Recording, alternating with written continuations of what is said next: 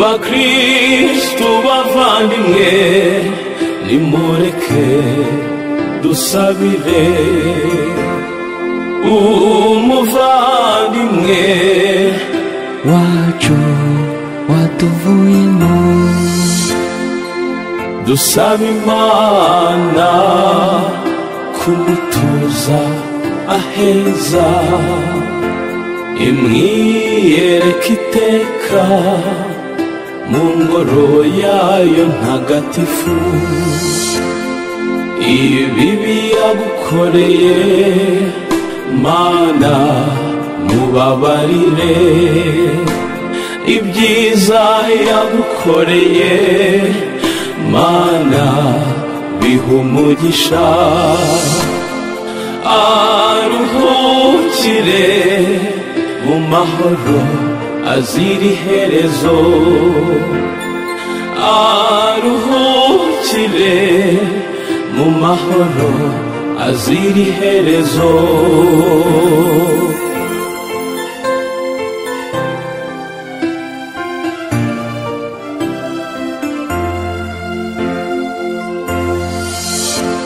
bakristu bavandimwe nimureke dusabire umuvandimwe wacu watuvuyemo, dusaba Imana kumutuza aheza, imwiyereka iteka mu ngoro yayo ntagatifu. Ibibi yagukoreye Mana mubabarire, ibyiza yagukoreye Mana biha umugisha. Aruhukire mu mahoro azira iherezo,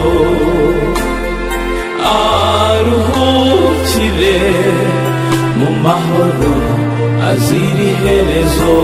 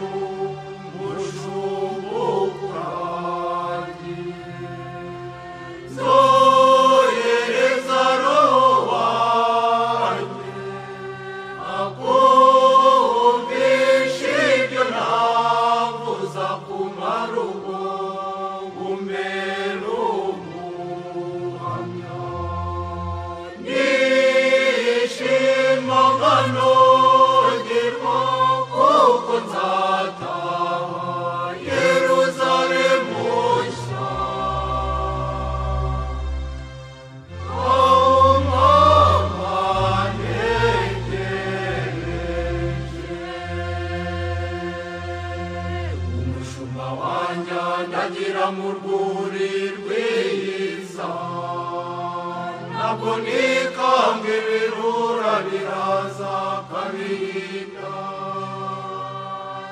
imuyoye kandi muhora mu biganza ngenura.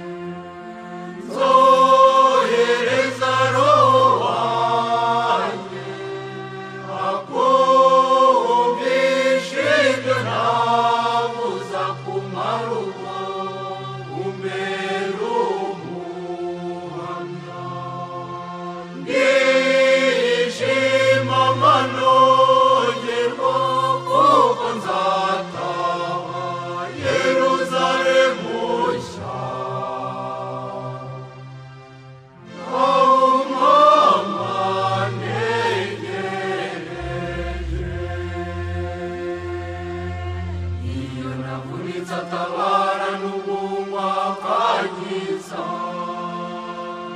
iyo nakomeretsa aranyomora nkaba muzima ngo mu rugendo ntabwo ni jyenyine nasiga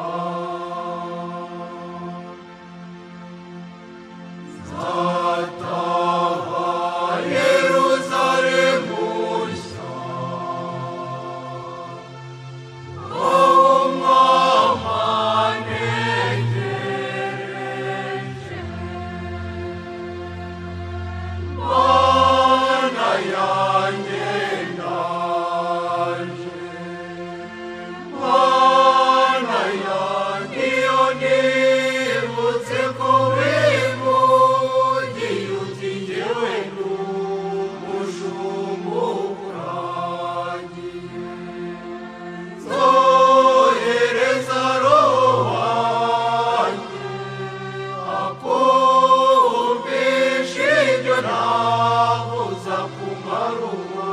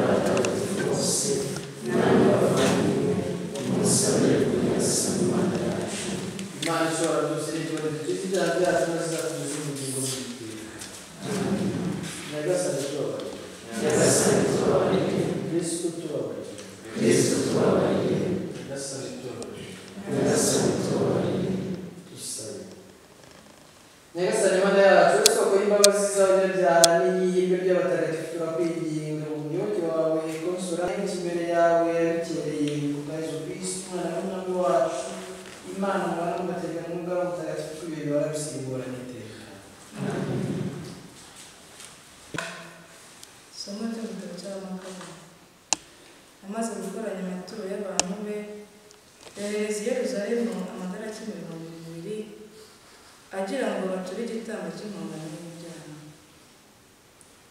Icyo gikorwa cyiza kandi cya gipfura yari gitunganyije abitewe n'ubwo yazirikanaga izuka.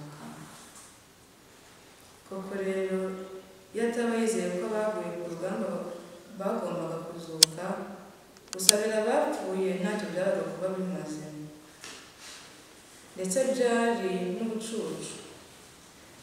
Ibiramangu ntiyashidikanyaga ko hari ingororano itagira uko isa igenewe abapfiriye mu busabarimana, akikomezaho icyo gitekerezo kiboneye kandi gitagatifu. Nicyo cyatumye ategeka ko batura icyo gitambo cyo gusabira abapfuye kugira ngo bavanwe ku ngoyi y'ibyaha byabo. Iryo ni ijambo ry'Imana. Dushimire Imana.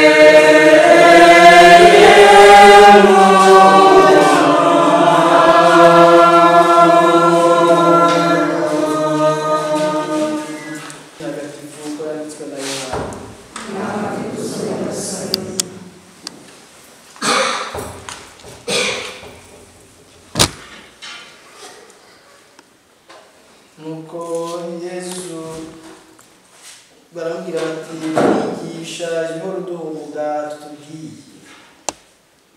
Zarambwira ati njyewe mugati utabugingo, umusanga wese ntazasonza bibaho n'unyemera ntazagira inyota bibaho. Nyamara narababwiye murambona ariko mukanga kwemera. Uwo data nka wese ageraho kandi uzansanga sinzamubanza.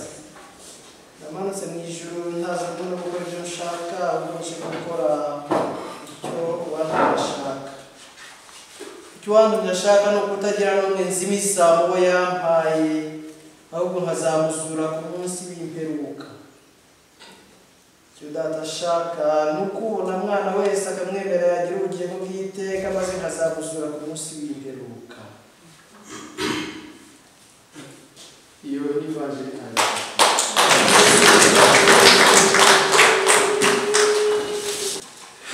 Nta yindi mpano dushobora kumuha usibye kumuturira iki gitambo gihongerera ibyaha bye watagishoboye kwiturira.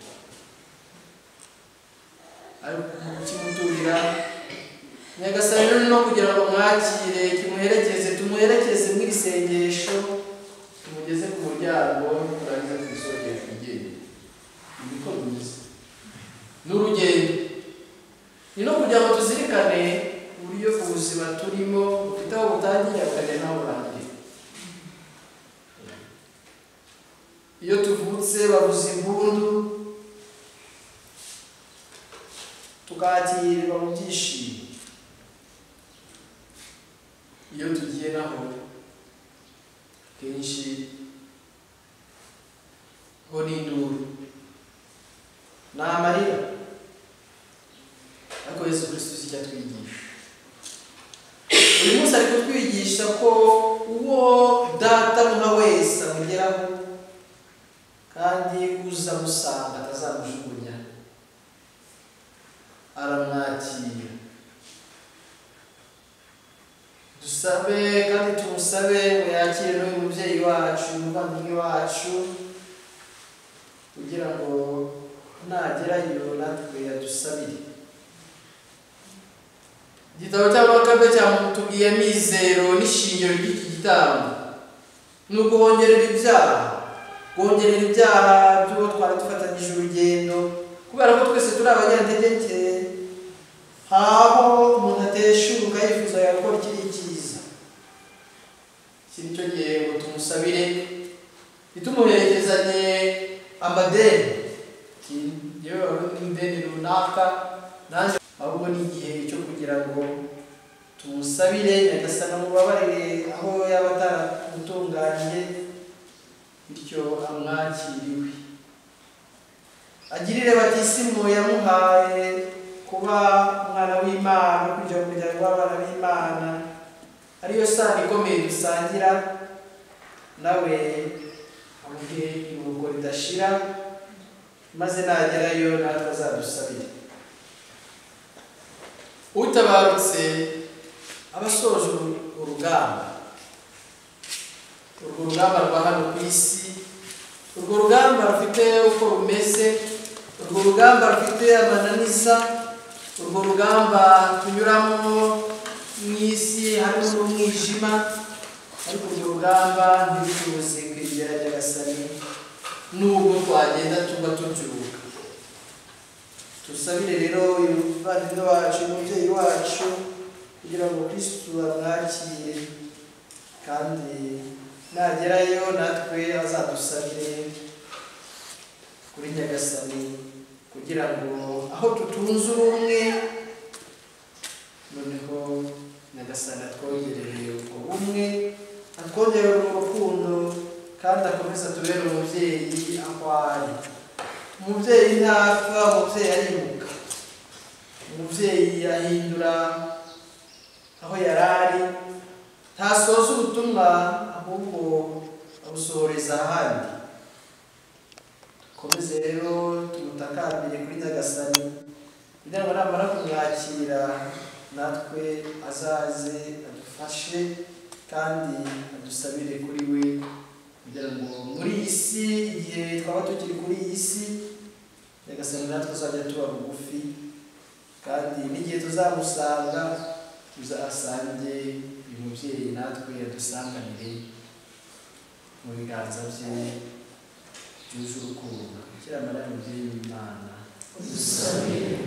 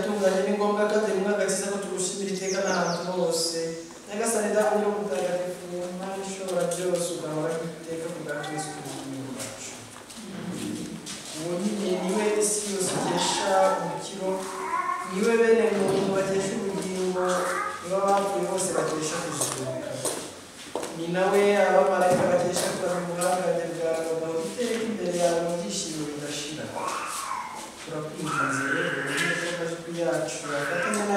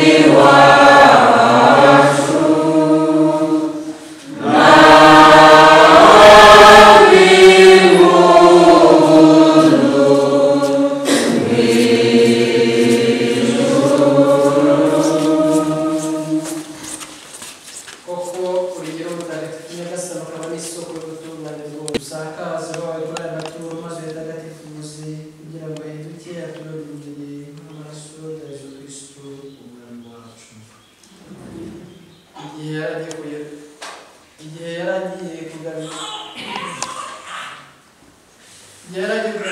no ku bushake bwe yafashe umugati arashimira abantu bakohereza abigishwa be avuga ati nimwakire maze mujye mwese iki ngiki koko ni umubiri wanjye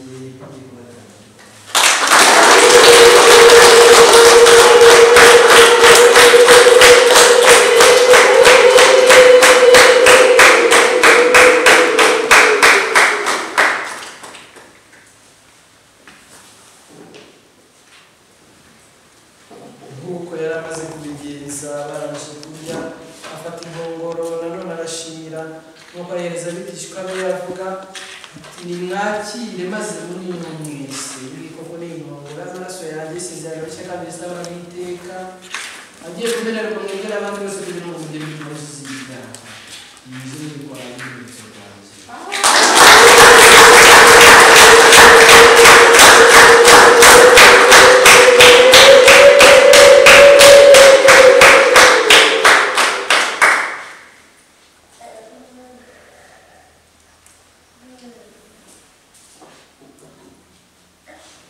iri ni yobera rikomeye ry'ukwemera twese tugirire maze tuzashobora kugira umwanya mu bugingo bw'iteka hamwe na Bikira Mariya umubyeyi muhire w'Imana na Yosefu mutagatifu umugabo w'indahemuka n'intumwa za mutagatifu n'abandi batagatifu bose bakoze uko byagiye bisimburana nuko hamwe nabo tuzagusingiza tukurata ku bwa Yezu Kristu umwana wawe.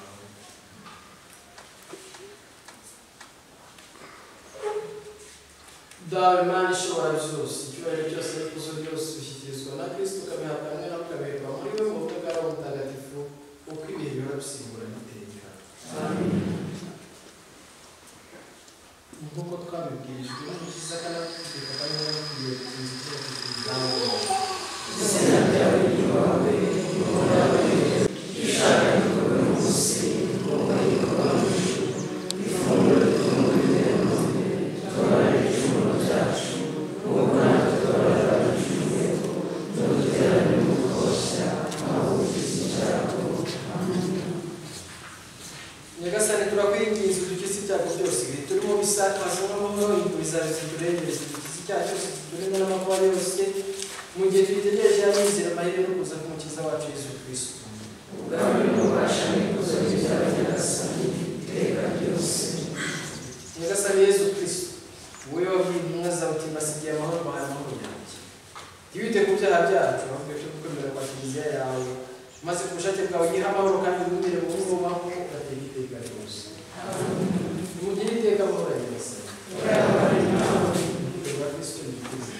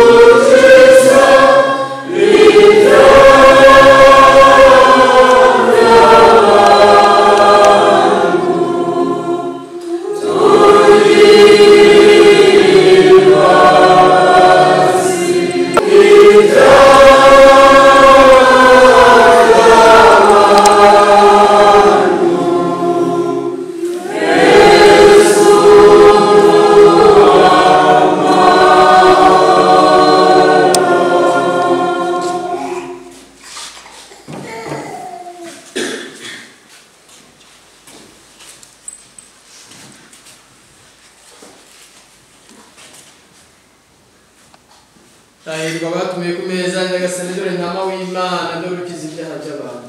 Nyagasani sibona wagira umutima wanjye ariko kugira ngo uzabone cyakira.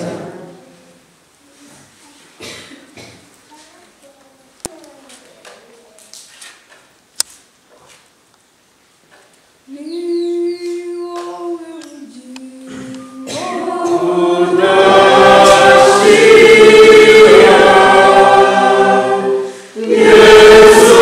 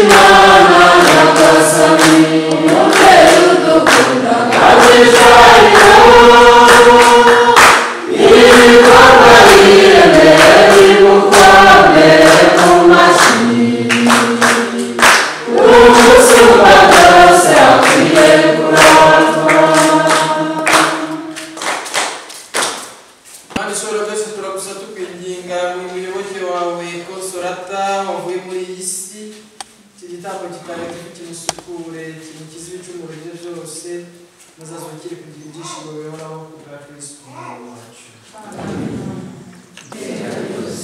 no kugira undi muhango ukurikiyeho ya Yosefu azadufashe hari abantu bacikanywe mu gusezera umubyeyi wacu, adufashe atwimburire abandi badukomaho gusezera n'abo gusezera irindi jambo turitangariza aho tuzatwabitse umubiri w'umubyeyi umva abari kandi neza.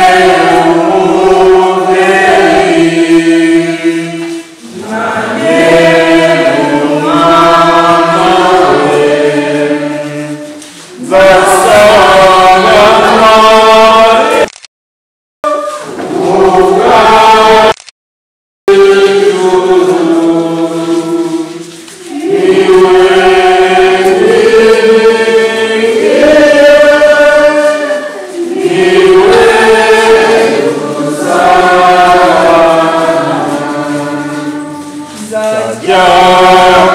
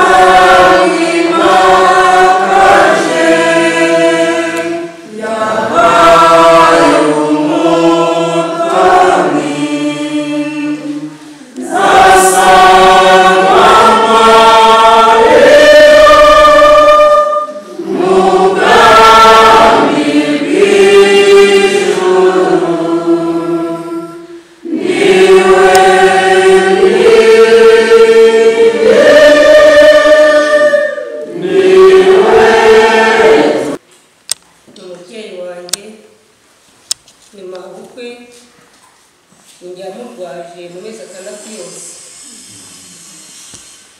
twabanye nawe arwaye mu burwayi bwiwe kugeza igihe bubura igihe kiragera buraboneka urwego rwe bwabonetse ku itariki 6 z'ukwezi kwa gatandatu 2012 bubonekera i Butaro mu karere ka Burera buza ari urwego rwa kanseri yo mu maraso ariko muri icyo gihe cyose twabanye nawe yarushagaho kwegera Imana izina ryiwe ryari kuvuga ngo Yesu ntabara Bikira Mariya ndengera bibaho nk'ubwo buzima igihe kiragera mu kwezi kwa karindwi ku itariki 7 baratugarura ku bitaro bya Gihundwe igihe nzaba ntagihumeka uzabansabire imbabazi benshi bashoboye kumugeraho agihumeka abasaba imbabazi niwe yarinda mu Kayoye n'abatashoboye kugeraho yaravuze ngo nzamusabire imbabazi ejo bundi ku itariki 17 agiye kuva mu mubiri yaravuze ngo Nyagasani mbabarira kuko nanjye nababariye mu mutima wanjye niryo jambo rya nyuma yavuze yarivuze saa 11 atandukana n'umubiri ayo niyo makuru mfite kuri we tekereza ko niwabaga mwibazaho ko ari ikibazo bafitanye nawe we yagiye amaze kwibohora nawe kuko yasabye imbabazi bihagije turakoze Tagatifu turagushimira kubera bari hano n'abapfuye kuko washatse kwigendera bari we batumye dukoranira hano uyu munsi tuvuga ko umwana wawe Yesu Kristo mu rupfu rwe rwo ku musaraba yababaye cyane kandi ko kubera ubuzima bwe burushaho imbaraga yemeza ko tuzabaho icyo gituma hamwe n'abatubanjirije bakaba bafite ubuzima muri wowe hamwe n'urugaga rw'abatagatifu bose tugusaba duhuje tugira tuti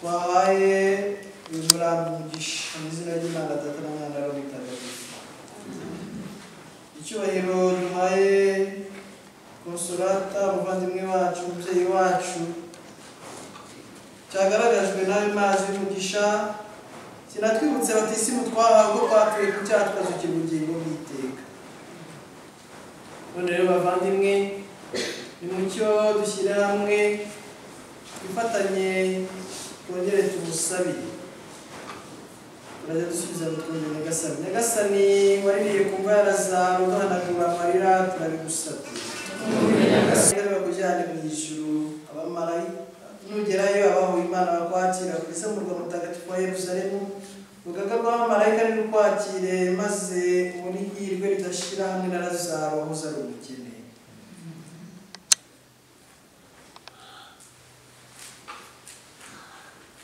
bamwe tugiye kwakira umugisha Nyagasani icyo dukomereze kwiyindi nabwo umuryango wose mukomeze kwihangana n'abana be umuryango wose muri rusange nubwo dukomeze tumuherekeze tumusabire muranyihanganira ubundi butumwa ndi kujyamo naje binyuze kubera ko nta rugero ntabwo turujyane ku irimbi ariko turakomezanya amasengesho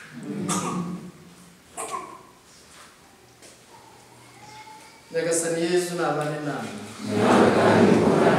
ushobora byose n'abahuje kandi abakomeze Imana Data na Mwana na Roho Mutagatifu jyana amahoro y'igishimo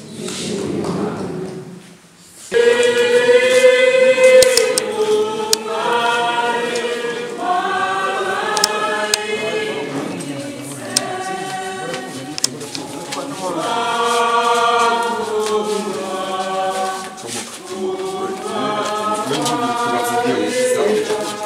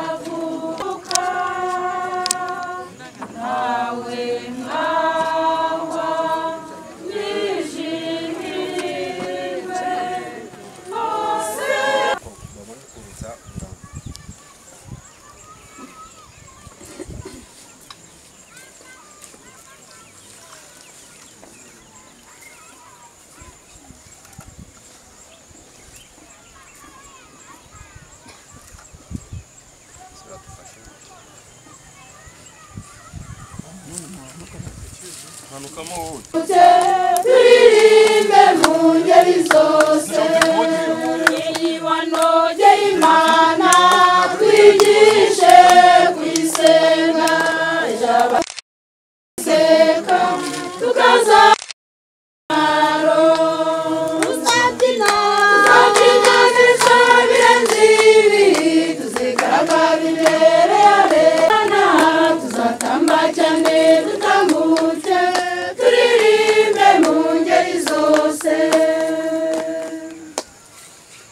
turagira ngo umuvandimwe Joseph abanze yatubwire ku bigwi by'umubyeyi wacu watabarutse muri make kwezi. Nshimira abantu baje kudufasha mu gushyingura umubyeyi wacu. Gombe bafashe umwanya bagufasha gushyingura nkuko babashije kubamenyesha.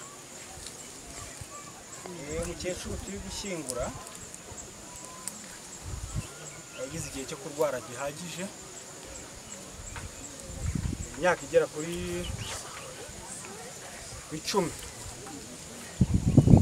Igihe kirekire rero umuntu ananijwe n'umubiri, kurwara umwaka wa mbere kugera ku myaka 10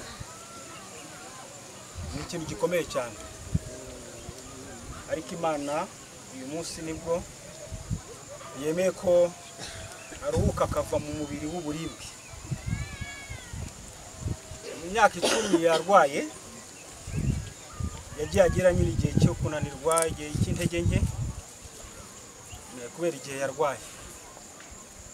Mboneho gushima ababyeyi bamubaye hafi bakamuhumuriza kugera uyu munsi. Iyo yarembaga yajyaga buri gihe acuranga Radio Maria akavuga ishapure ikamufasha gusunika ubuzima. Ni intwaro rero itumye agera kuri uyu munsi. Abo bantu bose rero bamubaye hafi ndabashimiye. Umukecuru igihe nk'iki kugira umuntu icyo avuga biba bigoye. Umukecuru atabarutse asize abana 4, yari afite imbyaro 5, umwe arapfa hasigara abana 4, abahungu 2 n'abakobwa 2. Asize abuzukuru 18. Yavutse umwaka w'1951, atabarutse afite imyaka 71. Ntabwo yarashaje cyane, ariko nanone ubwo niko Imana yabishatse katabaruka iki gihe.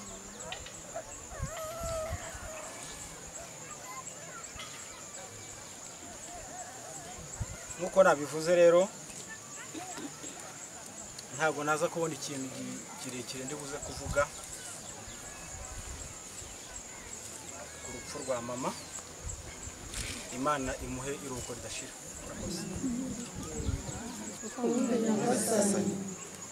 Wewe wasubije abapfuye ubuzima, duhera umuvandimwe ubugingo bw'iteka turabigusabye.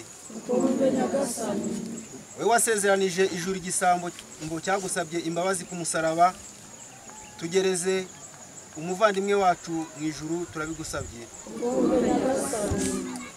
Wuhagije umuvandimwe wacu amazi y'abatisimu, umugiraho ikimenyetso ubigirishije amavuta y'abatisimu, mwakire mu bana bawe turabigusabye. Uyu muvandimwe wacu wamutungishije umubiri we n'amaraso yawe, mwakire mu mukiro w'ingoro yawe turabigusabye. Natwe ubugingo bw'iteka turabigusabye. Dawe uri mu ijuru, izina ryawe ryubahwe, ingoma yawe yogere hose, ishaka gikorwe munsi nk'uko gikorwa mu ijuru. Ifunguro ritunganye tubahe ibicumuro byacu nk'uko natwe tubara abaducumuye, ntuduterane mu dukoshya ahubwo dukize icyago.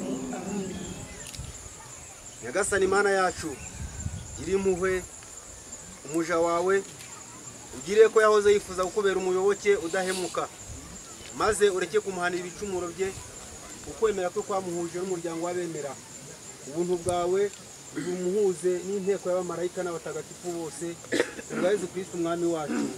Amen.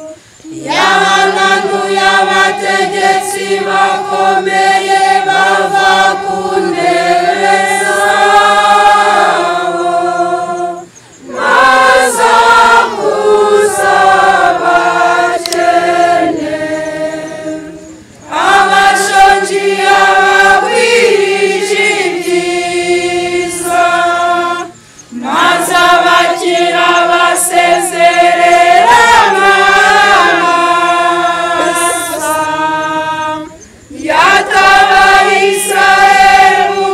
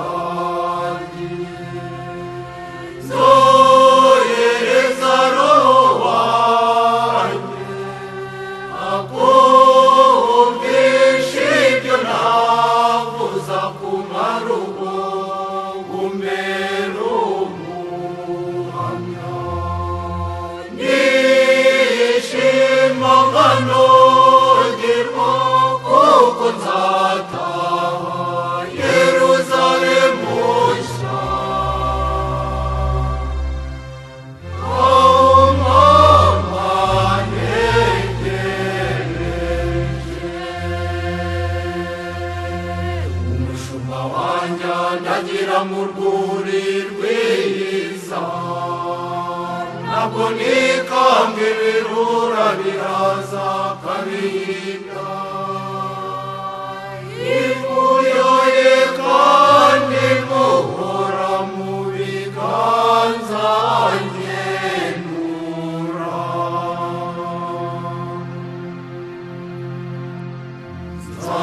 nzataha Yeruzalemu nshya aho mama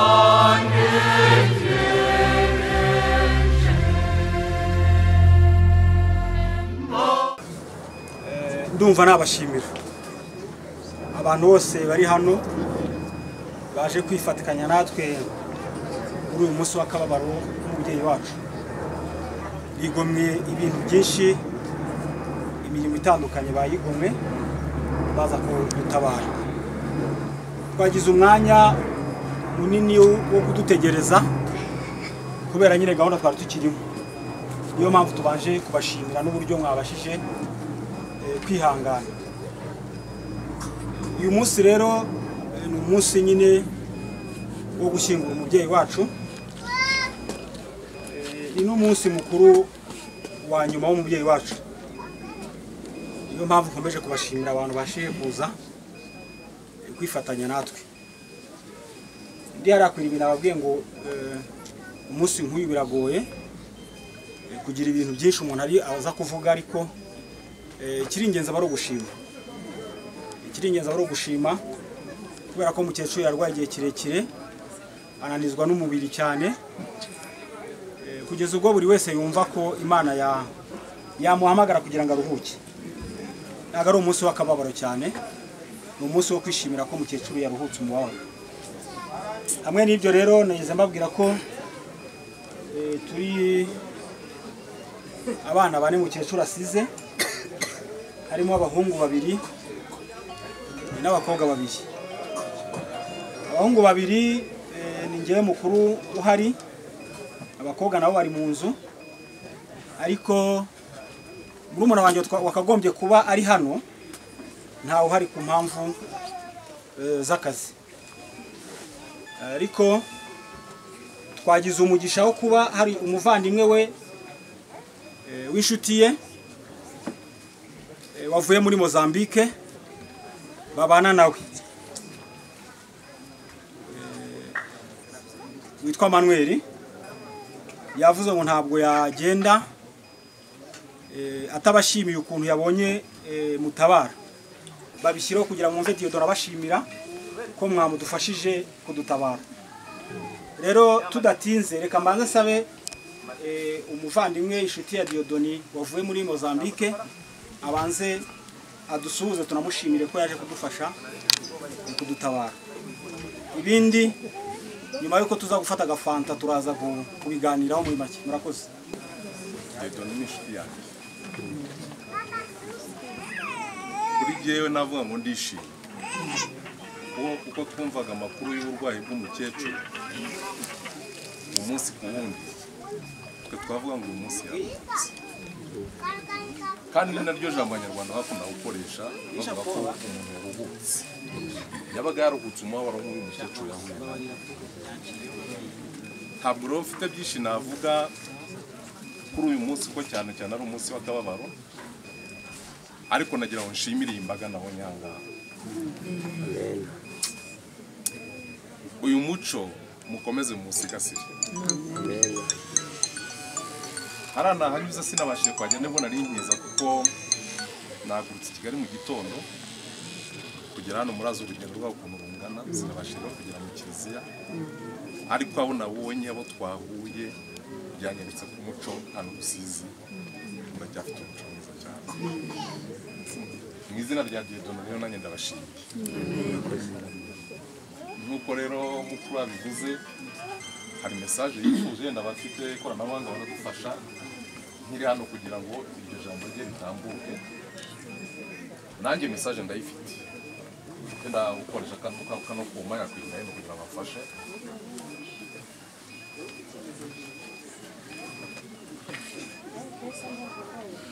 N'urukumbuzi rwinshi twakabaye kuba turi kumwe kubw'umubiri no kubw'umutima, ariko ku bw'umubiri ntibyashobotse. Hano kubona ibyangombwa guhita nza byarangoye, ariko ndahari ku bw'umutima. Reka mfate uyu mwanya mbashimire abavandimwe, inshuti, umuryango mwatubaye hafi muri ubu burwayi bwa mukecuru. Abashoboye kumusengera mwagize neza kandi mwariteganyirizaga. Turashima Imana yo iruhuye mukecuru, kubera ko ndagira ngo ababashije kumubona muri iki gihe cy'uburwayi, twavuga ko bwari bugeze kuri etape ya nyuma, bose bamusabiraga kuruhuka. Imana ishimwe, yaramukoze kuturusha, twese niyo nzira. Turashima Imana ko umukecuru yabonye igihe cyo kwitagatifuza, yabonye igihe cyo kwigorora n'Imana. Imana ishimwe kubera ko yamuhaye kwitegura. Ndashimira abamurwaje by'umwihariko, ndashimira ku buryo bw'umwihariko umukazana we mu Matsiri, yamubaye hafi, yabaye intwari. Ntabwo byari bikomeye kurwaza mukecuru, ariko yarahabaye, aho twebwe tutabonetse yarahabaye. Ndashima bashiki banjye, mama wacu, abashoboye kurwaza mukecuru bose, rwose Imana ibaha umugisha. Natwe ubu turi hano dufite abavandimwe badutabaye, aha Ngorera turi kumwe n'abanyarwanda benshi, hari abadusanze mu rugo. Twifatikanyije namwe muri iki gihe cyo gushyingura. Nifuje gufata uyu mwanya kugira ngo bashimire by'umwihariko mwatubaye hafi, umuryango remezo umukecuru asengeramo mwatubaye hafi, abo mu masengesho, ukwigomwa umwanya mukajya kureba umukecuru aho yari yagiye kurwarira i Murangi. Ni ukuri Imana ibahe umugisha. Turabasezeranya ko natwe haba mu byishimo tuzabana namwe, haba mu byago ntabwo tubibifurije, ariko nta nubwo dufite imbaraga zo kubihagarika. Tuzabana namwe. Reka dukomeze twese dutegure iyi nzira. Ubuzima turimo buzagira iherezo, ariko aho tuzajya ni heza, birasaba ko tuhategura. Imana ibidufashemo, ukomeze gukomera. Ndavuga abavandimwe, inshuti n'umuryango. Ntabwo biba byoroshye kuba uri umubyeyi, ariko nanone birababaza kubona umubyeyi ababara kandi utari bubashe kumufasha kuri uwo mubabaro. Imana rero yamugiriye neza, yamuruhuye. Turayisaba ngo natwe abana, inshuti n'umuryango asize ikomeze dufashe gukomera. Kristo Yesu akuzwe. Murakoze cyane. Ubundi aho ari ishusho ihari nk'iranga, ni ukuvuga umuco dufite hariya muri Mozambique. Iyo twagize ibyago twese duhagarika ibyo dukora tugasanga umuntu iwe. Uko hano mwatangiye gahunda yo kujya mu kiliziya, natwe dutangira amasengesho. Iyo mugiye gushyingura natwe turakomeza tukifatanya n'abari gushyingura. Iyo muje muri gukaraba natwe turakaraba amazi, turakaraba. Iyo hari icyo tugomba gufata, natwe uko mugifata natwe niko tugifata. Ni ukuvuga ni uburyo bwo kugaragaza umuvandimwe wacu cyangwa se umuco dufite wo kwifatanya n'abantu tutari kumwe, ariko tukabikorana mu mutima ukunze. Ndabashimiye rero, murakoze cyane kandi kuri Imana ibahe umugisha. Ngura nk'iki ngiki habaho n'umunsi wo gusibuka. Twe n'umuryango rero twasanze umunsi wo gusibuka ari ku cyumweru. Ku cyumweru ariko tubishyira mu masaha ya kare, kubera ko nyuma ya saa sita hari izindi gahunda zihari. Dushyira ku cyumweru saa 4 saa 5, ubwo isaha ya nyuma ni saa 5. Abantu rero nabo nk'uko twari turi kumwe nyine n'ubundi bifuza kuzaza gufatikanya natwe, tuzongera guhurira hano ku cyumweru saa 5. Murakoze.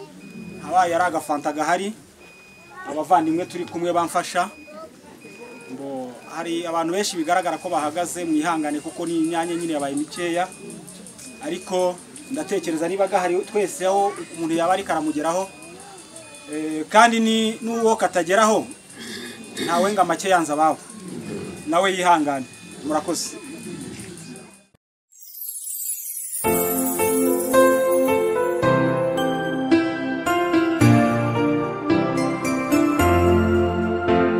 bakristu bavandimwe nimureke dusabire umuvandimwe wacu watuvuyemo dusaba Imana kumutuza aheza imwiyereka iteka mu ngoro yayo ntagatifu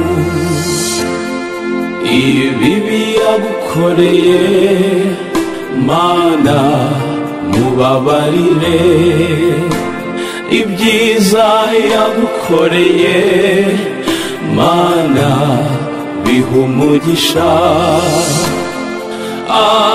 aruhukire mu mahoro azira iherezo aruhukire mu mahoro azira iherezo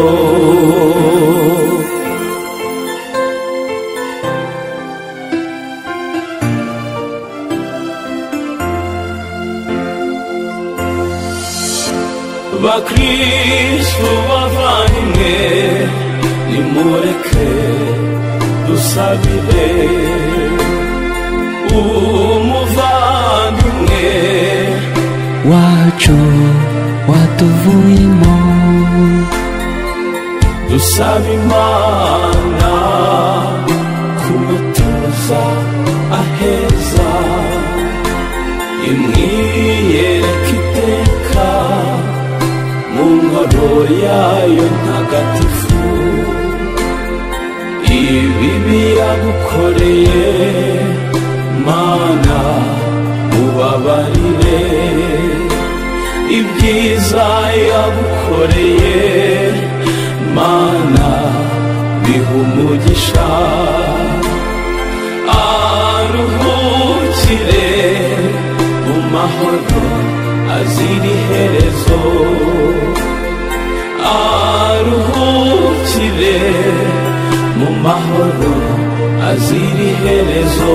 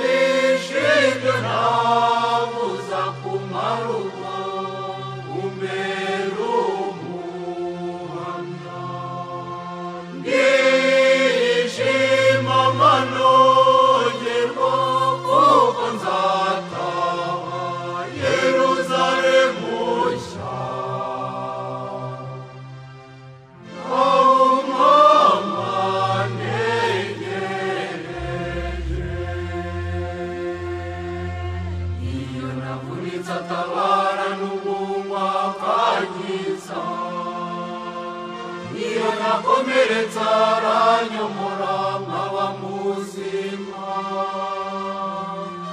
ngo mu rugendo ntabwo ni jyenyine nasiga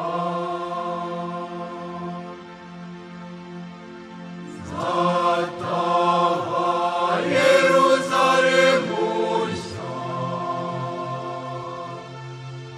aho mama ntegereje Mana yanjye ndaje Mana yanjye iyo nibutse ko wivugiye uti jyewe ndi umushumba ukuragiye zohereza roho wanjye akora